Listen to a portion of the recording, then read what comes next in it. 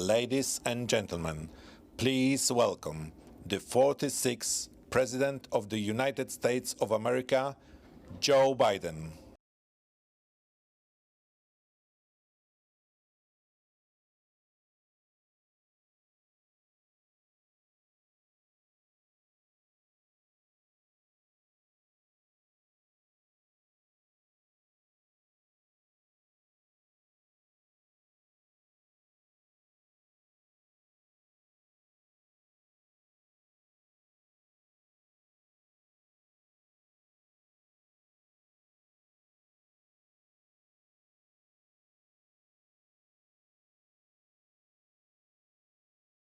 Hello, Poland.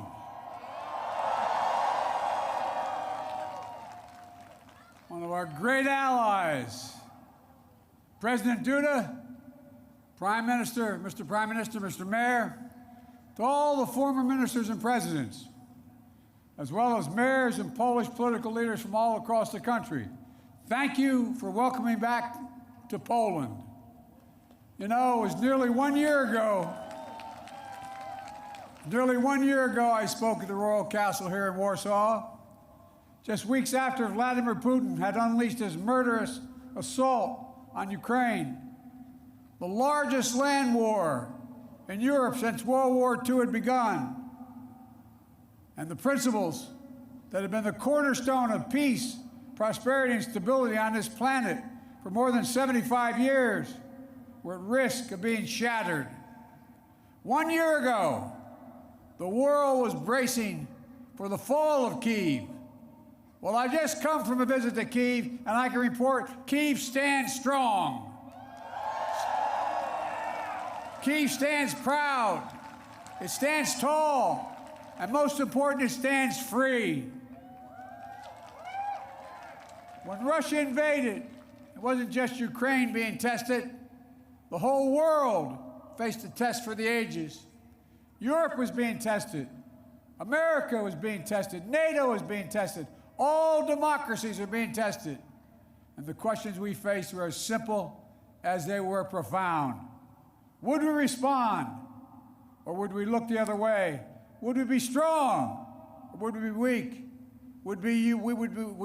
All of our allies, would be united or divided? 1 year later, we know the answer. We did respond. We would be strong. We would be united. And the world would not look the other way. We also face fundamental questions about the commitment to the most basic of principles.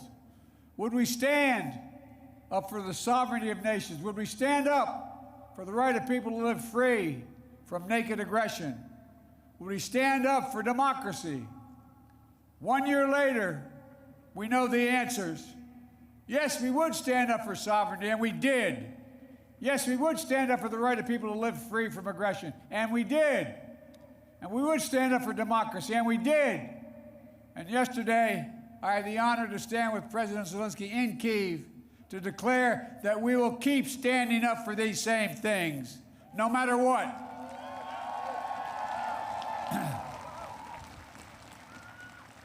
When President Putin ordered his tanks to roll into Ukraine, he thought we would roll over. He was wrong. The Ukrainian people are too brave. America, Europe, a coalition of nations from the Atlantic to the Pacific, we were too unified. Democracy was too strong. Instead of an easy victory he perceived and predicted, Putin left with burnt-out tanks and Russia's forces in disarray. He thought he'd get the Finlandization of NATO. Instead, he got the NATOization of Finland and Sweden.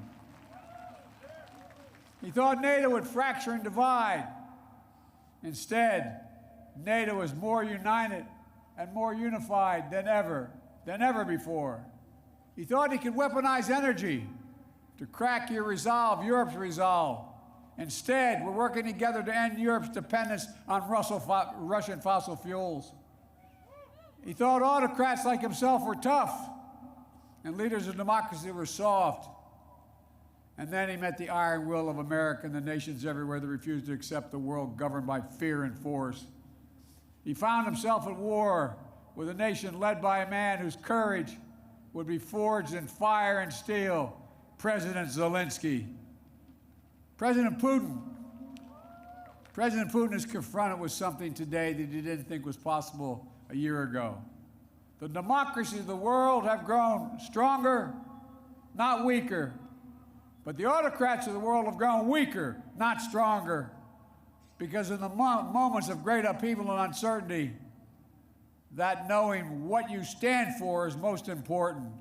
And knowing who stands with you makes all the difference. The people of Poland know that, you know that. In fact, you know it better than anyone here in Poland. Because that's what solidarity means. Through partition and oppression, when the beautiful city was destroyed after the Warsaw Uprising, during decades under the iron fist of communist rule, Poland endured because you stood together. That's how brave leaders of the opposition and the people of Belarus continue to fight for their democracy. That's how the resolve of Moldovan people, the resolve of the people of Moldova to live in freedom, when it gained them independence and put them on the path to EU membership. President Sandu is here today. I'm not sure where she is, but I'm proud to stand with you and the freedom-loving people of Moldova. Give her a round of applause.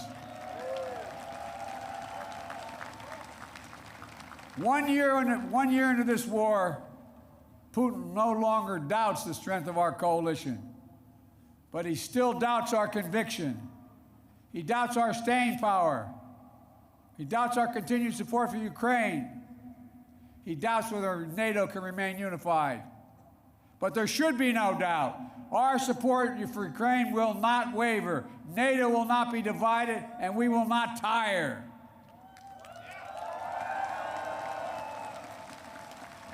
President Putin's craven lust for land and power will fail, and the Ukrainian people's love for their country will prevail. Democracies of the world will stand guard over freedom today, tomorrow, and forever.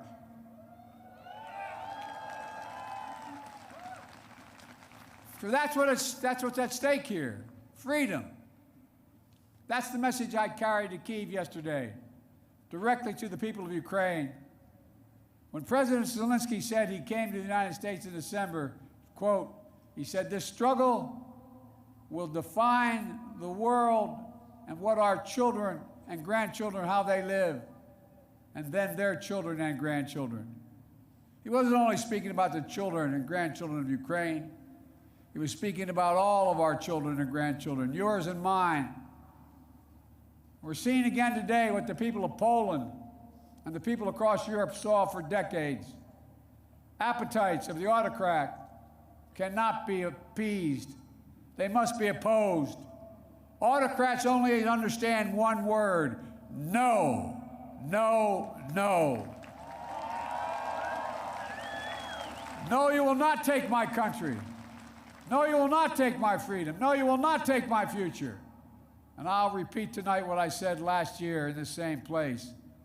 A dictator bent on rebuilding an empire will never be able to ease the people's love of liberty. Brutality will never grind down the will of the free. And Ukraine will never be a victory for Russia. Never.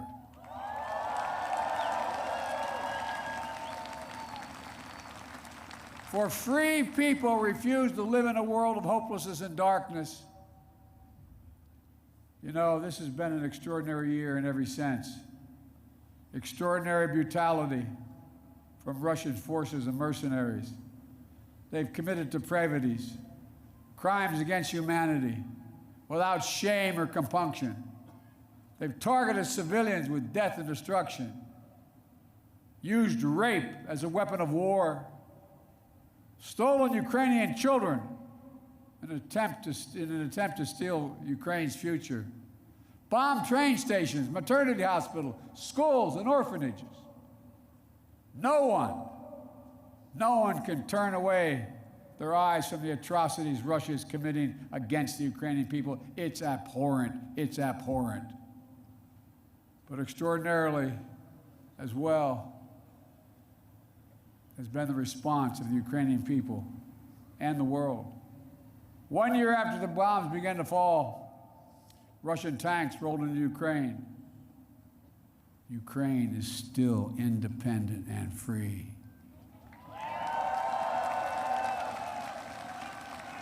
From Kherson to Kharkiv, Ukrainian fighters have reclaimed their land. More than 50% of the territory Russia held last year.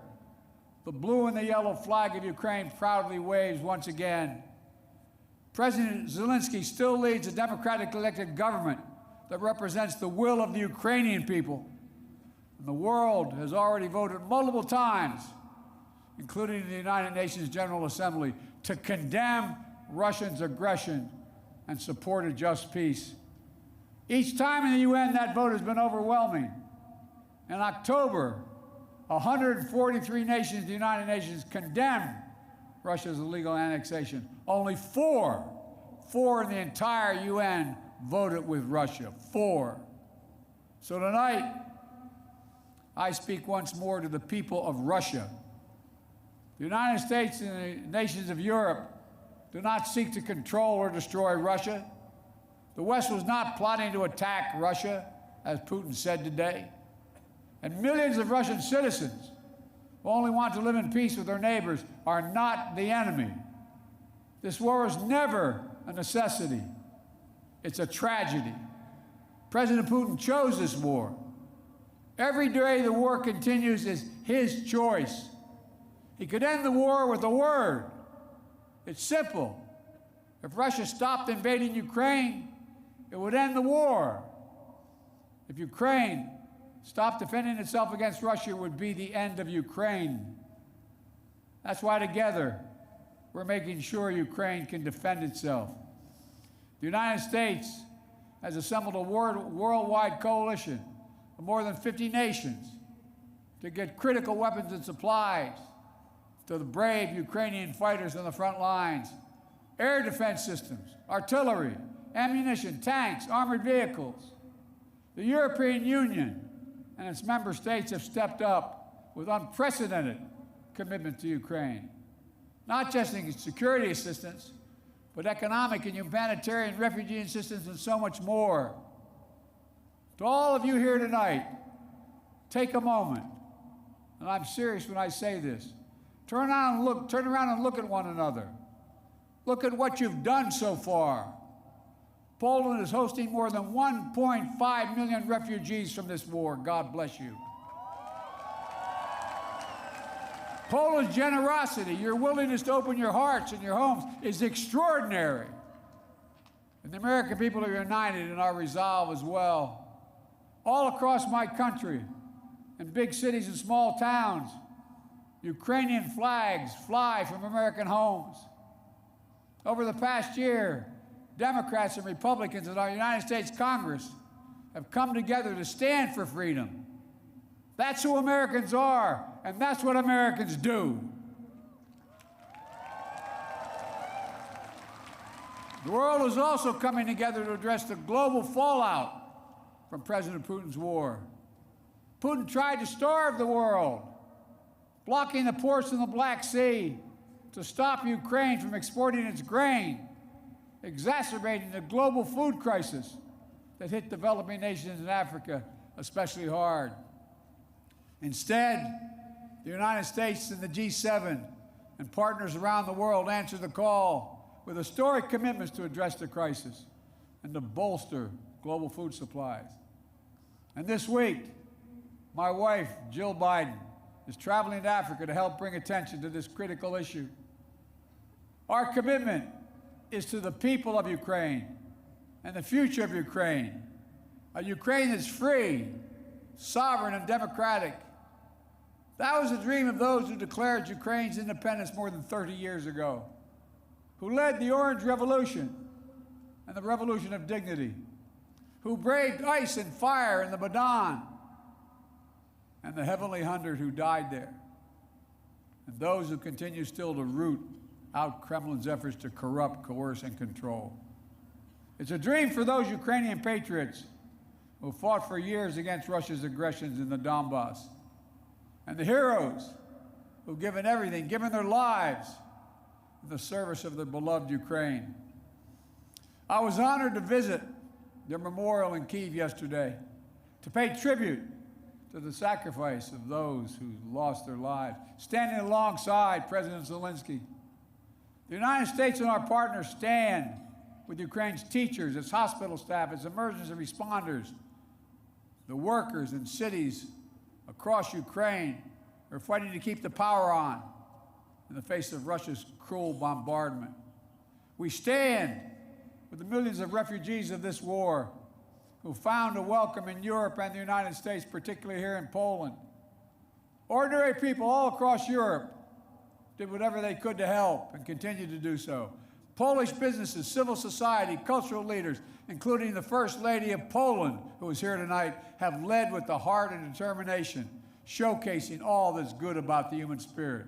Madam First Lady, we love you. Thank you all.